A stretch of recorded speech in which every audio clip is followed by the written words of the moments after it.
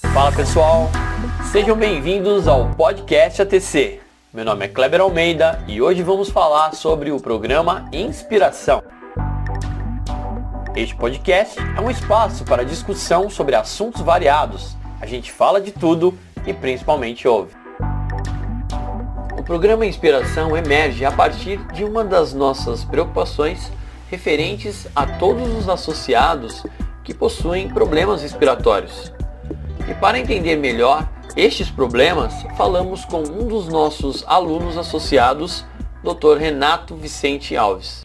Eu sou o Dr. Renato Vicente Alves, sou médico otorrinolaringologista, que é uma especialidade que cuida das doenças relacionadas ao ouvido, nariz e garganta. Sou formado pela Universidade de Santo Amaro no ano de 2000, fiz residência na própria Universidade de Santo Amaro em otorrinolaringologia, tenho título de especialista pela Sociedade Brasileira de Otorrinolaringologia e pelo Conselho Federal de Medicina. Tenho consultório particular em Carapicuíba e faço atendimento há 19 anos na região. Dr. Renato nos fala sobre as principais doenças respiratórias.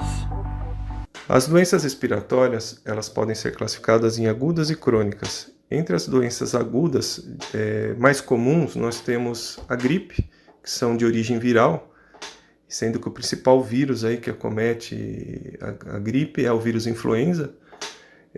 Temos a faringite, que é uma inflamação da mucosa da faringe, né, que é da garganta, que pode ser também de cunho bacteriano, viral ou alérgico. Temos a pneumonia, que é a infecção do pulmão, tá? Quando há uma infecção no pulmão, e também pode ser de origem viral, bacteriana e também fúngica.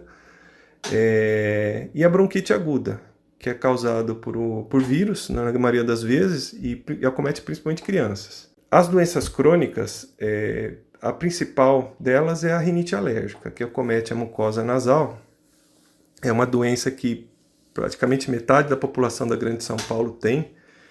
É uma doença que causa muito incômodo, porque dá muita congestão nasal, coriza, sensação de gripe, espirros, dor de cabeça.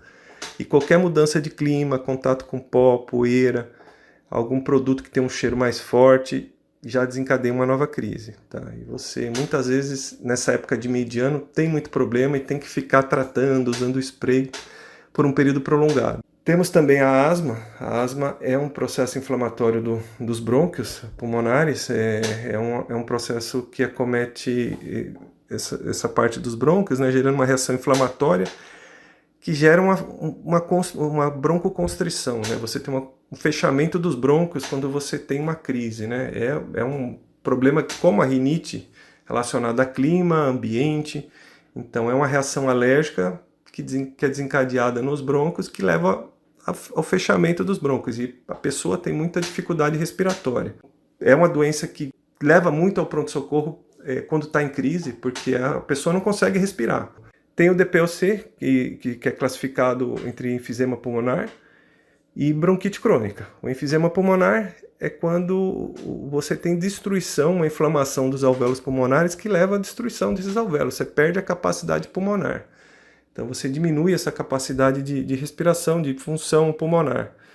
Normalmente o enfisema é causado em fumantes, pessoas que são expostas a química, que trabalham em fábricas, inalantes que são prejudiciais ao pulmão. Temos também a bronquite crônica, que é outra doença classificada como DPOC, que é uma DPOC, eu não falei, mas é uma doença pulmonar obstrutiva crônica. A bronquite crônica é uma inflamação dos brônquios. O enfisema é uma inflamação dos alvéolos, né? A bronquite crônica, da mesma forma que o enfisema, é causado naquele fumante crônico que já fumou há muitos anos. É aquele paciente que é exposto a alguma substância química, um pó químico, inala por muitos anos, às vezes no trabalho, não usa máscara. Então tem essa inflamação crônica dos brônquios e eles vão tendo prejuízo, eles vão fibrosando e vão tendo dificuldade. E fica um processo crônico, há uma diminuição da luz dos brônquios. Então ele tem uma dificuldade. Muitas vezes esses pacientes com DPOC, às vezes, dependendo do grau, precisam até de oxigênio, tem muita dificuldade para fazer atividade física, até para andar às vezes. E temos também a sinusite crônica. A sinusite crônica é um processo inflamatório acometido na mucosa dos seios paranasais. Normalmente vem junto com a rinite crônica. O paciente que tem rinite, que não trata, acaba evoluindo para uma sinusite. Essa sinusite crônica ela pode acumular secreção nas cavidades paranasais, que tem que ter ar, né, que são seios paranasais, seios maxilares, etimoidais, esfenoidal. Gera uma reação inflamatória crônica da mucosa com acúmulo de secreção. E a sinusite crônica a gente diferencia da aguda pelo tempo de sintoma, tá? A sinusite crônica a gente classifica ela quando você tem esses sintomas de sinusite por mais de 3 meses. E já a sinusite aguda é quando é por menos de 3 meses. E aí o que diferencia um pouco é a forma de tratamento. Além dos possíveis tratamentos, o Dr. Renato também nos fala sobre a importância da atividade física para pessoas com estas características.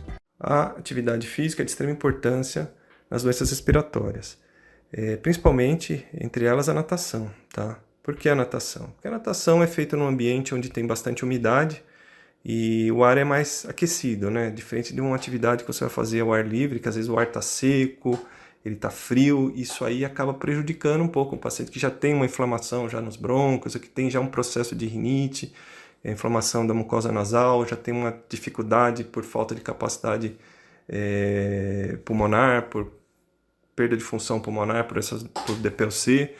Então isso é um fator importante que já ajuda. Principalmente na asma, a posição da respiração, que é uma posição horizontal, né, por causa da água, né, facilita muito a respiração. Até o próprio movimento dos braços favorece a respiração, porque gera uma tomada de ar que facilita a expansibilidade torácica, porque a expiração é feita submersa com a resistência da água, e também é ideal para manter por mais tempo a abertura dos brônquios.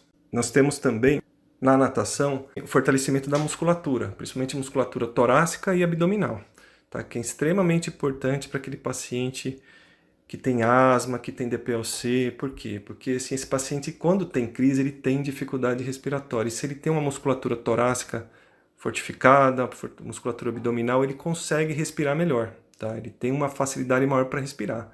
E a atividade física normalmente gera uma reação inflamatória, uma broncoconstrição durante a atividade. E a natação é a atividade que menos causa essa broncoconstrição. Então ela é menos severa do que as outras modalidades. Então assim, é um esporte extremamente tolerado pelos asmáticos. Tem vários estudos que foram feitos com pacientes asmáticos que faziam natação e que não faziam natação. Aqueles que faziam natação eram muito mais controlados do que aqueles que não faziam, ou seja, tinham menos crises, e quando tinham as crises não eram crises tão intensas, ou seja, e usavam menos medicação durante o ano. Portanto, sim, extremamente recomendado. Deixando uma única ressalva, tá? Às vezes a natação, o problema às vezes pode ter um pouco de problema na piscina, o uso do cloro. Isso aí pode gerar uma irritação tanto da mucosa nasal quanto da mucosa dos brônquios, né? Então, assim, tomar cuidado com essas piscinas com muito cloro. Dá preferência para piscina com ozônio com pouco uso de cloro. E pensando na importância da atividade física, o programa Inspiração é constituído da seguinte forma. Uma parte do programa é realizado no ambiente aquático, com exercícios variados, focando sempre exercícios que estimulem o aparelho respiratório. No segundo momento, é realizado movimentações no ambiente terrestre, ou seja, na sala de musculação, uma série de treinos em circuitos. Além de estimular a condição respiratória, é possível melhorar os níveis de aptidão física dos alunos. Este foi o 4º podcast ATC. Espero que vocês tenham gostado e vejo vocês nos próximos podcasts.